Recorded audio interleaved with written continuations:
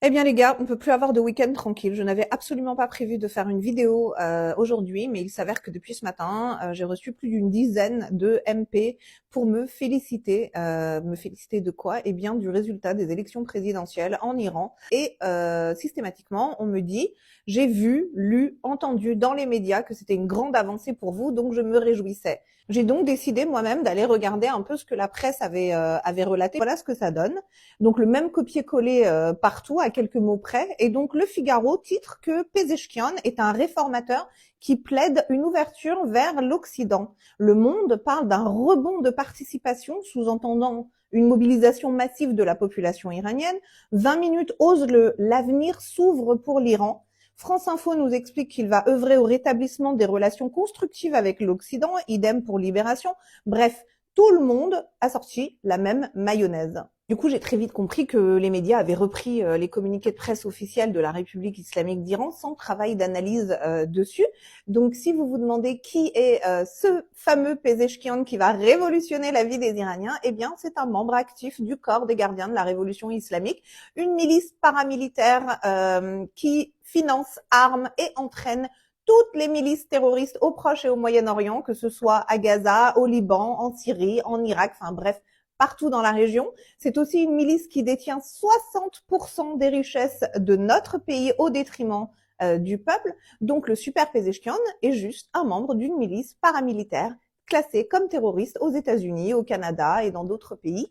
Alors imaginons même qu'on ait affaire à un gentil terroriste islamiste. Quelle est sa capacité d'action? Eh bien, elle est nulle puisque les pleins pouvoirs appartiennent au guide suprême en Iran, donc à Khamenei. Donc autant vous dire que ce mec-là est juste une petite marionnette. De plus, je tiens quand même à rappeler à nos chers amis journalistes que Pezeshkian était quand même contre l'accord sur le nucléaire. Donc c'est quelqu'un qui fait quand même partie d'une ligne très dure concernant le nucléaire iranien.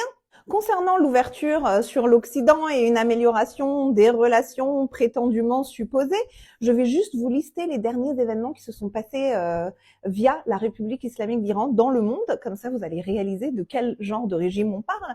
Alors, au Yémen, les Houthis, donc une milice terroriste, financée donc par le corps des gardiens dont fait partie notre nouveau président réformateur, a kidnappé plusieurs humanitaires de l'ONU et attaqué plusieurs navires occidentaux.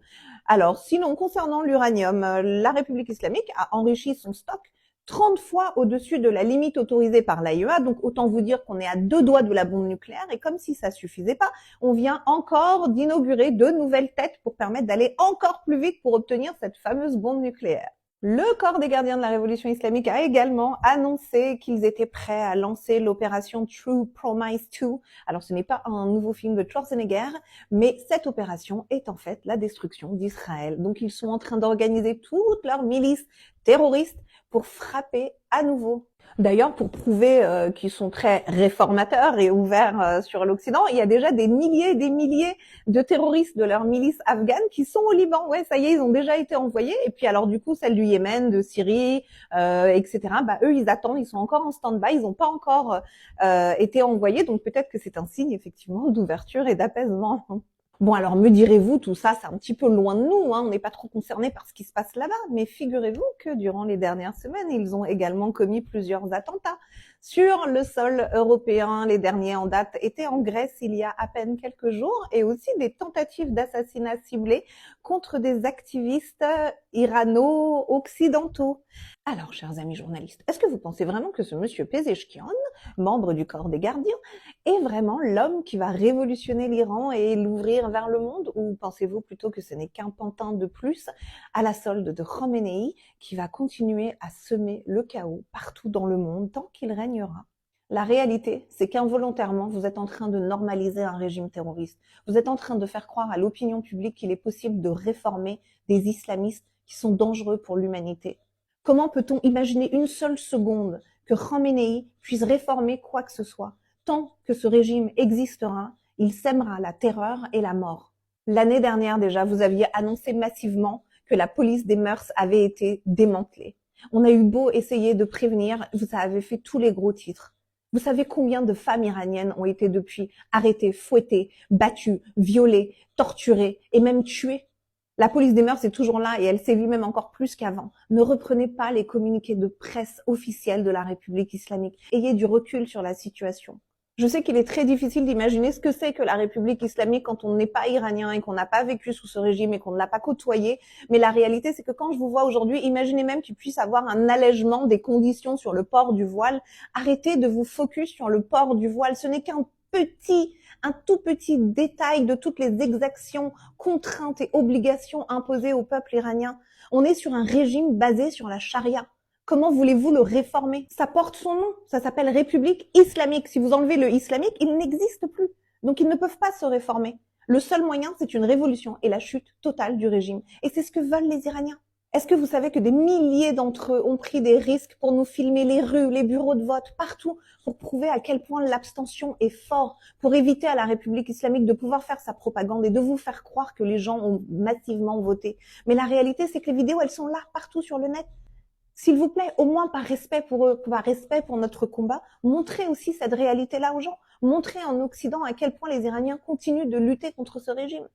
Vous savez quel est le plus gros de mon travail tous les jours? Informer les gens, informer l'opinion publique, décrypter, traduire, analyser, pour ensuite vulgariser les choses et pouvoir les transmettre pour que les gens comprennent la situation réelle en Iran, mais pas que, au Proche et au Moyen-Orient aussi.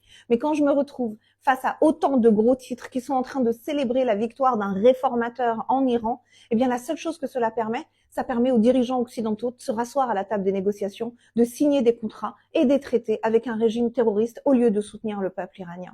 Et on viendra nous dire que c'est une grande victoire pour les démocraties. Mais la réalité, c'est que si jamais des accords sont signés avec la République islamique, ça veut dire qu'on va ouvrir la vanne à des milliards et des milliards de dollars. À quoi serviront ces dollars? À financer le terrorisme, à financer le massacre de la population iranienne et à asseoir leur pouvoir. Qu'allons-nous faire le jour où ils auront la bombe? Qu'allez-vous faire le jour où ils attaqueront massivement en Europe? Car leur but est clair, il est limpide, ils le disent eux-mêmes, la destruction de l'Occident. Ce régime-là ne s'ouvrira jamais au monde. Ce régime-là ne se réformera jamais. Donc, s'il vous plaît, faites l'effort d'analyser la réalité du terrain et la réalité de la situation. Et ne contribuez pas involontairement à la normalisation des relations de l'Occident avec ce régime criminel. À bon entendeur.